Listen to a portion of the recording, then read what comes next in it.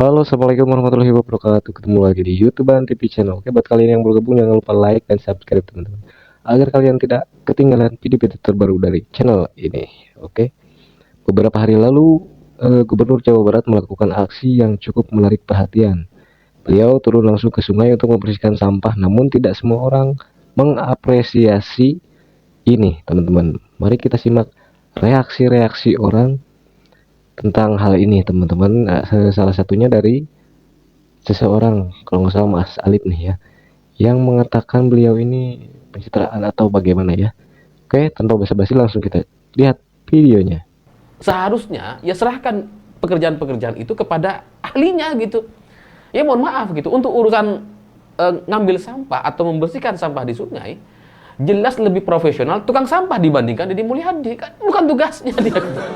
Tugas dia adalah memikirkan, memberikan instruksi agar semua arahan-arahan dia itu bisa dilaksanakan oleh bawahannya. Jadi kalau dia masih ikut terlibat ngambil sampah, kenapa nggak daftar jadi tukang sampah? Ya enggak gitu. Boleh, nggak ada yang salah. Cuma ya eman gitu, eman waktunya lah. Seorang gubernur yang waktunya begitu berharga, terus kemudian sampai ngurusin sendiri soal urusan sampah di sungai. Dan selain itu, ini tahun 2025, gitu ya. Di tahun 2025 ini, kalau kita tahu, ya mungkin ada juga orang-orang yang nggak tahu, untuk mengangkat sampah itu tidak harus dengan tangan kosong, ada eskavator. Lebih cepat gitu ya. Lebih cepat, lebih bersih, dan hitungan waktunya juga jadi sangat-sangat ringkas sekali, nggak perlu tenaga yang ekstra gitu. Jadi ngapain pakai tangan kosong? Dan ketika Deddy Mulyadi sampai turun ke sungai dengan penuh dengan sampah itu, banyak orang yang juga berkomentar apa ya, trauma. Ya jengah gitu ya, mungkin juga atas dasar pengalaman-pengalaman sebelumnya gitu ya. Jadi orang merasa bahwa ngapain sih ini, ini pencitraan pasti loh. Sebelum-sebelumnya juga kita sudah melihat pemimpin yang seperti itu dan ternyata kita ditipu ya bisa-bisa. Yang kayaknya wah peduli sekali, sangat merakyat gitu ya, nggak mikirin soal keluarga, nggak memperkaya diri dan sebagainya, begitu sederhana, ternyata wah, mau memperpanjang kekuasaannya. Dan ya itu sudah terbukti dan menjadi pengalaman pahit, pelajaran untuk kita semua bahwa orang-orang pemimpin pejabat yang tiba-tiba turun ke bawah dan terlihat begitu lebay gitu ya, sampai angkat-angkat sampah itu ya biasanya punya tujuan-tujuan politik tersendiri. Fakta dari masalah-masalah yang terjadi hari ini itu kan masalah banjir gitu ya.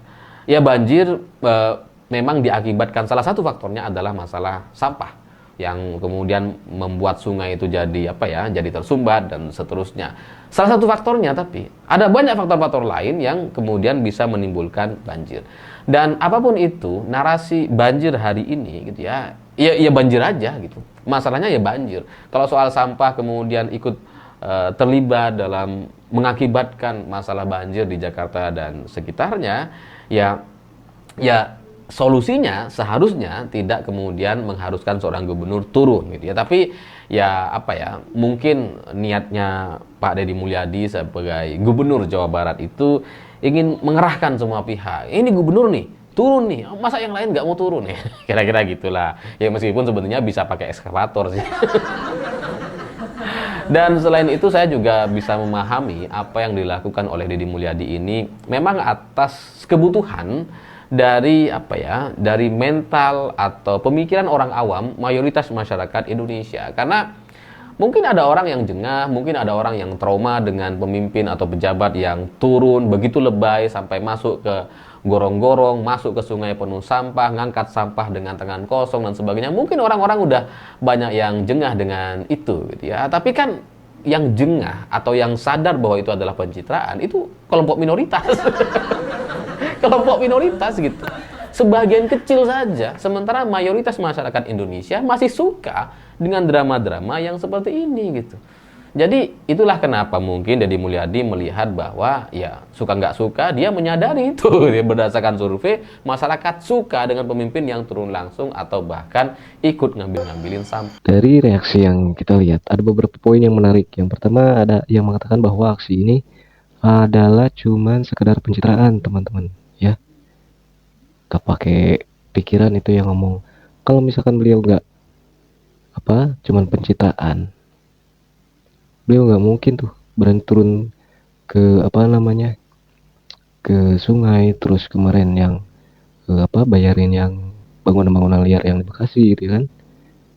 Beliau itu turun ke sungai itu untuk memberikan contoh, memberikan edukasi, dan memberikan juga rasa malu kepada masyarakat, teman-teman, seperti itu ya. Dan ini jawaban Kang Deddy Mulyadi tentang kritikan-kritikan yang menimpa pada beliau, teman-teman. Oke. Tadi juga bilang beli alat-alat ke BMKG. Oh iya, jadi Apa? gini, Jawa Barat itu kan daerah yang kalau bahasa Pak Mendagri itu namanya minimarket bencana gitu loh. Nah, karena minimarket bencana, maka saya harus banyak pasang radar anti bencana. Tetapi saya tadi sudah dapat pengetahuan dari Ibu. Kenapa sih sekarang yang hanya 20 sampai 30 mm kok longsor? Kenapa kok banjir? Karena pohonnya hilang. Di areal Sukabumi kenapa longsor? Karena pohon-pohon endemik alaminya sudah nggak ada. Dijadikan areal pertanian, dijadikan areal pertambangan. Nah kemudian sungainya itu mengalami penyempitan. Karena kan sungai hari ini isinya bangunan. Kemudian warga buang sampahnya ke sungai. Maka desain jembatan lurus. Sudahlah, itu seluruh tingkatan pembangunannya dan tradisi masyarakatnya saling menyumbang bencana. Jembatan menyumbang bencana, kemudian perusakan hutan menyumbang bencana, alih fungsi lahan menyumbang bencana, tata ruang juga disusun menyumbang bencana, kebijakan pemberian izin pembangunan menyumbang bencana, semuanya menyumbang bencana. Karena itu ini adalah kesalahan kita semua, sehingga saya katakan sekarang ini kita saatnya adalah melakukan taubat ekologi. Dan saya lagi bertobat nih dengan cara menggandeng BMKG. Terkait alih fungsi lahan Pak tadi yang kan di sungai di hulu Sungai Ciliwung ini kan kira-kira menurut Pak Gubernur gara-gara terdampak perubahan RT RW di tahun 2022 nggak? Atau Bapak Ya gini aja deh, pengen kita ngadain? enggak RT RW kita ini udah parah. Salah RT RW. Mau diubah Pak? Ya rubah dong. Walaupun evaluasinya harus 5 tahun, kalau dalam keadaan darurat sekarang aja evaluasi. Tetapi saya dari sisi sistem hari ini lagi dikonsultasikan dengan Kemendagri, saya ngeluarin peraturan gubernur. Peraturan gubernurnya adalah larangan alih fungsi lahan perkebunan, kehutanan, dan pertanian. Itu nggak boleh. Nah tadi saya udah kontak Pak Mendagri nanti kita kaji bertentangan dengan Oke, undang-undang teman-teman, yang di atasnya. mantap sekali ya jawabannya Kang Deddy itu. Buat kalian, terima kasih sudah nonton video ini. Oke, jangan lupa like dan subscribe ya, teman-teman. Sampai jumpa lagi di video-video berikutnya ya. Assalamualaikum warahmatullahi wabarakatuh.